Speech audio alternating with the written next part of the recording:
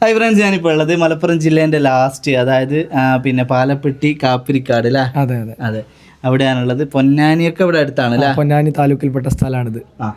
ഇപ്പോൾ ഇവിടെ വന്നത് അൻസാർ ഭായിനെ കാണാനാണ്. അൻസാറിനെ പറ്റിയ ഒരു വധുവിനെ നമുക്ക് കണ്ടെത്തണം. അൻസാറിന് രണ്ട് കണ്ണുകൾക്കും കാഴ്ചശക്തിയില്ല. അൻസാർ സ്കൂൾ മാഷാണ്, ഗവൺമെൻറ് ജോബാണ് കേട്ടോ.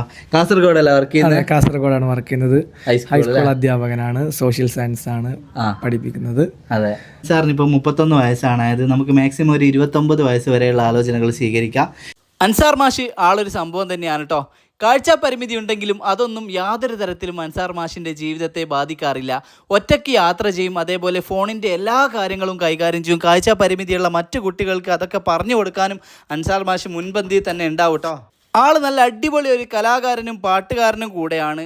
മിമിക്രിയൊക്കെ നല്ല രീതിയിൽ അവതരിപ്പിക്കും. പാടാനുള്ള കഴിവും പടച്ചോൻ കനിഞ്ഞ് അനുഗ്രഹിച്ച് നൽകിയിട്ടുണ്ട് കേട്ടോ. അൻസാർ മാഷ് വൈബിൻ്റെ കാര്യത്തിൽ ഒട്ടും പുറകിലല്ല കേട്ടോ. ആൾ സൂപ്പറാണ്. ദീനിയായ ഒരു കുട്ടീനെയാണ് വേണ്ടത്.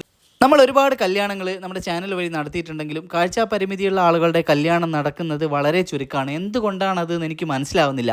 കാഴ്ച പരിമിതിയുള്ള ഒരാളെ കല്യാണം കഴിച്ചാൽ നമ്മുടെ ജീവിതം ഇരുട്ടിലായി പോകും, നമുക്കൊന്നിനും പറ്റാതെ നമ്മൾ നരകിച്ച് ജീവിക്കേണ്ടി വരുമോ എന്ന് ചിന്തിക്കുന്ന ഒരു സമൂഹം നമ്മുടെ നാട്ടിലുണ്ട്. ഒരിക്കലും നിങ്ങൾ ആരും അങ്ങനെ ചിന്തിക്കരുത് കേട്ടോ. കാഴ്ചയില്ല എങ്കിലും ഇവർക്ക് എല്ലാം ചെയ്യാൻ പറ്റും. അവരുടെ കാര്യങ്ങളൊക്കെ മെയിനായിട്ട് എല്ലാം അവർ ചെയ്യും. ചില കാര്യങ്ങൾ മാത്രം നമ്മൾ ചെറിയ രീതിയിലൊന്ന് ഹെൽപ്പ് ചെയ്താൽ മതി. തീർച്ചയായിട്ടും നിങ്ങൾ മുമ്പോട്ട്